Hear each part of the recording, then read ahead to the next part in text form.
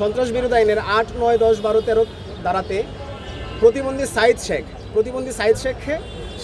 শেখকে গুলিস্তান থেকে আটক করে। গুলিস্তান থেকে যখন পাকিস্তানের উপপ্রধানমন্ত্রী বাংলাদেশে আসেন, উপপ্রধানমন্ত্রী বাংলাদেশে এসে যখন উনি বক্তব্য দেন যে বাঙালিদের ঘৃণা পোষণকারী মন থেকে বাঙালিদের বের হয়ে আসতে হবে, তখন হচ্ছে বাংলাদেশ আওয়ামী লীগ এর প্রতিবাদ স্বরূপ একটা মিছিল বের করেন। সেই মিছিল থেকে প্রতিবন্ধী সাইদ শেখকে আটক করা হয়, ধৃত করা হয়। প্রতিবন্ধী সাইদ শেখ মূলত বিভিন্ন জায়গাতে বিভিন্ন সময় উদ্বাস্তুর মতো ভিক্ষা করে বা সাহায্য প্রার্থী হিসেবে যায়, কিন্তু সে বঙ্গবন্ধু প্রেমী। যখন জয় বাংলা জয় বঙ্গবন্ধু স্লোগান শুনে সাইদ শেখ ওই মিছিলটাতে উপস্থিত হওয়ার পর যখন পুলিশ এবং বিরোধী পক্ষ এদের দাওয়া দেওয়ার পর সাইদ শেখ সবাই যখন দৌড়ে পালিয়ে যায়, তখন সাইদ শেখ দৌড়ে পালিয়ে যাওয়ার জন্য চেষ্টা করে, কিন্তু সে প্রতিবন্ধী হওয়ার কারণে সে পড়ে যায়।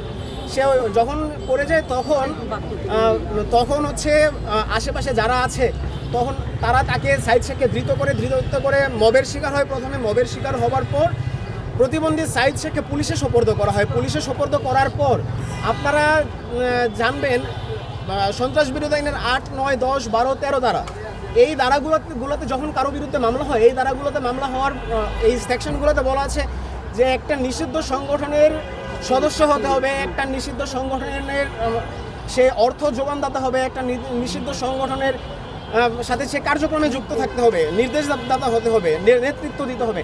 কিন্তু সাইদ শেখ সে প্রতিবন্ধী, সে অর্থদাতাও না, সে এই কোনো দলের এই আওয়ামী লীগের বা ছাত্রলীগ অঙ্গ সংগঠনের সে সদস্যও না। প্রতিবন্ধীকে কিভাবে বাক স্বাধীনতা হরণ করা হতে পারে, 1 নম্বর পয়েন্ট ছিল আমার সেটা। 2 নম্বর ছিল যে সে যদি বাক প্রতিবন্ধী, সেটা যেহেতু তাকে কার্ড দেওয়া হয়েছে, তো এই কার্ডের ভিত্তিতে সে কি সাংবিধানিকভাবে কোনো জেলখানা কি তাকে বন্দি রাখা যায়, এটা ছিল আমার 2 নম্বর প্রশ্ন। 3 নম্বর ছিল তার পারিবারিকভাবে তার মামা তার নানির সাথে আমি গতকাল দেখা করেছিলাম, তার একটা ভাতের থালি কিন্তু ছবি আমি আদালতকে দেখিয়েছি, যে ভাতের থালাটা না হলে সে নাকি ভাত খেতে পারতো না। তার মানে কি সে এতদিন ভাত খাচ্ছে না? তাহলে আমরা কিভাবে একজন মানুষকে সাংবিধানিকভাবে তার মৌলিক অধিকার, তার মানবাধিকার লঙ্ঘিত হচ্ছে দেশে, সেটাকে আমরা যখন ফুট আপ করলাম, যে সেটাকে আমি ব্যাখ্যা করলাম আদালতকে, তখন আদালত মানবিক বিবেচনায় তাকে জামিন দিল এবং আদালতের কাছে কৃতজ্ঞতা যে তাকে আজকে জামিনটা দিল। কারণ মানবিক বিবেচনায় একজন বাক প্রতিবন্ধী সে কথা বলতে পারবে, যে জয় বাংলা স্লোগান দিতে পারবে, কিন্তু সে জয় বাংলা স্লোগানও ঠিক মতো বলতে পারে না। তাহলে কিসের অপরাধের ভিত্তিতে তাকে অ্যারেস্ট করা হলো, এটা হচ্ছিল আমার প্রশ্ন আদালতের কাছে। এবং এটার জন্য আমি আদালতকে বলেছিলাম, পৃথিবীর সর্বশ্রেষ্ঠ আদালত মানুষের বিবেক। আমি আদালত আপনার বিবেকের কাছে আমি প্রার্থনা করছি করজোরে, যে মানবিক দিক বিবেচনা এবং প্রতিবন্ধী বিবেচনায় বাক স্বাধীনতা হরণ করা যাবে না, তাকে তার মানবাধিকার লঙ্ঘন করা যাবে না। সর্বদিক বিবেচনায় আদালত তার জামিনটা মঞ্জুর করা হোক।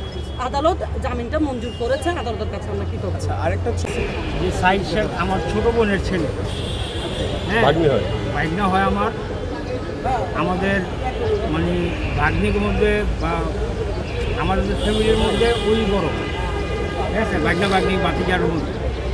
এখন ওই তো কিছুদিন আগে অ্যারেস্ট হয়েছে, এখানে অনেক যারা আছে সবাই ধন্যবাদ জানাই, সবাই খাটাখাটি করছে, সবাই সম্মিলিত হয়ে বাইর করছে। ননদ ভাই আছে, রাখি আপা আছে, আর এই যে আরেক আপা আসছে চিটাং থেকে, এখানে আরো সব উকিলদের পারি না, হ্যাঁ সবাই নারায়ণগঞ্জ জেলার যে ভাগ্নে কি কথা বলতে পারে, ওই কথা আগে এক সময় ওই কথা বলতে পারতো না। আজকে বিগত কিছুদিন মানে কয়েক বছর ধরে মানুষের কাছে ছেড়ে দেওয়ার পরে মানুষের সাথে মিলানোর পরে অনেকের সাথে খেলাধুলা করতে চেষ্টা করতে এখন কিছু কথা বলতে পারে। জয় বাংলা স্লোগান দিতে পারে, সেটা অতটুকু স্পষ্ট না, কিন্তু এখন ওই হাঁটতে যেমন পাউডার একটু ঠিক হয়েছে, আগে হাঁটতে পারতো না, পরে একজনের সাথে নিয়ে হাঁটতে হতো, তালামেরা রাখা হয়েছিল। এখনো ভাত খেতে পারে না ঠিক মতো, ভাত খেতে গেলে পুরো চেহারা মাইখা ফেলায়, হাত দিয়ে পুরো চেহারা মাইখা ফেলায়। ভাত এক প্লেট ভাতের মনে করেন পুরো প্লেটের থেকে ভাত মাটি করে যায়, কিছু হাতের থেকে যেটা থাকবে হাতের থেকে চা খায়।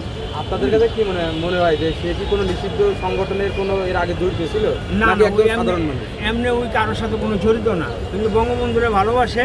কারণ ওই মহল্লার মধ্যে যখন জন্ম নিয়েছে তখন থেকে তো আওয়ামী লীগ সরকার ক্ষমতায়, ঠিক আছে, তখন জন্ম নিয়েছে তখন থেকে এতটুকুই বলে আর কি, জয় বাংলাটাই বলে, ওই তো ব্যক্তিগতভাবে কোনো নেতাকে চিনে না, কোনো ওই অন্য কোনো দলের নামও কই তারা না ঠিক মতো, খালি ওই যে শেখ হাসিনা এই ওর ভিতরের কথা। বঙ্গবন্ধুর কথা বলতে পারে, জয় বাংলা বলতে পারে, জয় বঙ্গবন্ধু, তাও স্পষ্ট না, তাও স্পষ্ট না। ঠিক আছে।